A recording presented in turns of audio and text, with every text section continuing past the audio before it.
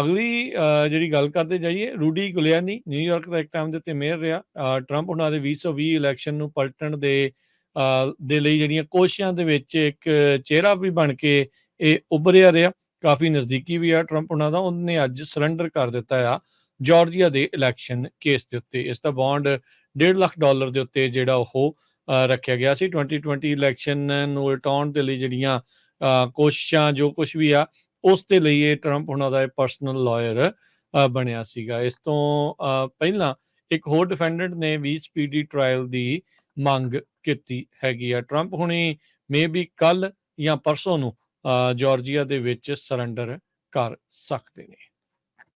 ਅਗਲੀ ਖਬਰ ਵੱਲ ਚਲੀਏ ਤੇ ਕੈਲੀਫੋਰਨੀਆ ਦੇ ਵਿੱਚ ਕਹਿੰਦੇ ਹਜ਼ਾਰਾਂ ਦੀ ਗਿਣਤੀ ਦੇ ਵਿੱਚ ਜੋ ਟੈਨੈਂਟਸ ਆ ਜਿਨ੍ਹਾਂ ਨੇ ਸਬਸਿਡਾਈਜ਼ ਹਾਊਸਿੰਗ ਲਈ ਹੋਈ ਸੀ ਉਹਨਾਂ ਨੂੰ ਹੁਣ ਟੈਕਸ ਜਿਹੜਾ ਆ ਉਹ ਦੇਣਾ ਪਊਗਾ। ਜੋ ਲੋ ਇਨਕਮ ਵਾਲੇ ਲੋਕ ਆ ਉਹਨਾਂ ਨੂੰ ਸਬਸਿਡਾਈਜ਼ ਹਾਊਸਿੰਗ ਮਿਲ ਜਾਂਦੀ ਹੈਗੀ ਆ। ਤੇ ਇੱਕ ਹੁਣ ਖਬਰ ਆ ਰਹੀ ਆ ਪੈਸਾਡੀਨਾ ਤੋਂ ਵੀ ਕਿਸ ਤਰ੍ਹਾਂ ਜੋ ਲੋਕ ਆ ਇਸ ਅਪਾਰਟਮੈਂਟ ਕੰਪਲੈਕਸ ਮੂਵ ਹੋ ਗਏ ਤੇ ਉਹਨਾਂ ਨੂੰ ਸਬਸਿਡਾਈਜ਼ ਅਪਾਰਟਮੈਂਟਸ ਮਿਲ ਰਹੀਆਂ ਸੀ, ਪਰ ਇਹ ਡਿਸਕਲੋਜ਼ ਨਹੀਂ ਕੀਤਾ ਗਿਆ ਐਂਡ ਆਫ ਦਾ ਈਅਰ ਉਹਨਾਂ ਨੂੰ ਜਿਹੜੀ ਆ ਉਹਦੇ ਤੇ ਟੈਕਸ ਲੱਗੂਗਾ ਤੇ ਉਹਨਾਂ ਨੂੰ ਟੈਕਸ ਦੇਣਾ ਪਊਗਾ ਹੈਗਾ। ਇੱਕ ਸਪੈਸ਼ਲ ਟੈਕਸ ਜਿਹੜਾ ਆ ਉਹ ਸਾਈਨ ਕੀਤਾ ਗਿਆ। ਜੌਨ ਡਰੈਚਮੈਨ ਕੋ ਫਾਊਂਡਰ ਵਾਟਰਫੋਰਡ ਪ੍ਰਾਪਰਟੀ ਦੇ ਆ ਜੋ ਹਡਸਨ ਤੇ ਹੋਰ 14 ਦੇ ਕਰੀਬ ਪ੍ਰਾਪਰਟੀਆਂ on behalf of JPA run ਕਰਦੇ ਹੈਗੇ ਆ।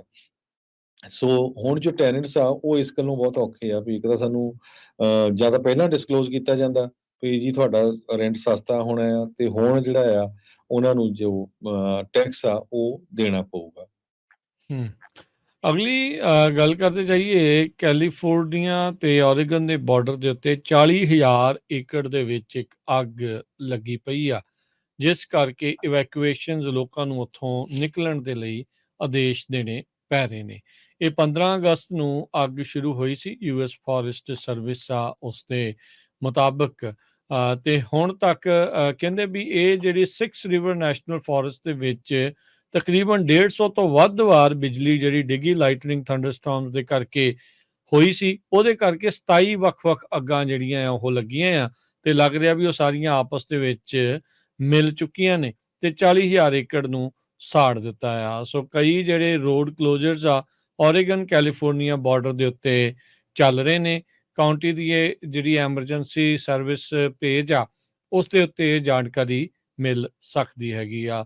ਜੋਸਫਿਨ ਕਾਉਂਟੀ ਓਰੇਗਨ ਦੇ ਵਿੱਚ ਉਹਨਾਂ ਨੇ ਲੈਵਲ 1 ਇਵੈਕੂਏਸ਼ਨ ਦੇ ਨੋਟਿਸ ਜਿਹੜੇ ਆ ਉਹ ਜਾਰੀ ਕੀਤੇ ਨੇ। ਕੈਲੀਫਾਇਰ ਤੇ ਹੌਲੀਡੇ ਫਾਇਰ ਇਹ ਬੀਤੇ ਸੋਮਵਾਰ ਨੂੰ ਇਕੱਠੀਆਂ ਹੋ ਗਈਆਂ ਸੀ। ਇਸ ਦੇ ਨਾਲ ਰੈੱਡ ਫਲੈਗ ਵਾਰਨਿੰਗਸ ਇਹਨਾਂ ਸਾਰੇ ਇਲਾਕਿਆਂ ਦੇ ਵਿੱਚ ਜਾਰੀ ਕੀਤੀ ਹੋਈ ਆ। 25 ਮੀਲ ਤੋਂ ਲੈ ਕੇ 40 ਮੀਲ ਫੀ ਘੰਟੇ ਦੀ ਰਫ਼ਤਾਰ ਦੇ ਨਾਲ ਤੇਜ਼ ਹਵਾਵਾਂ ਦੇ ਕਰਕੇ ਇਹ ਅੱਗ ਹੋਰ ਵੀ ਤੇਜ਼ੀ ਦੇ ਨਾਲ ਫੈਲ ਰਹੀ ਆ।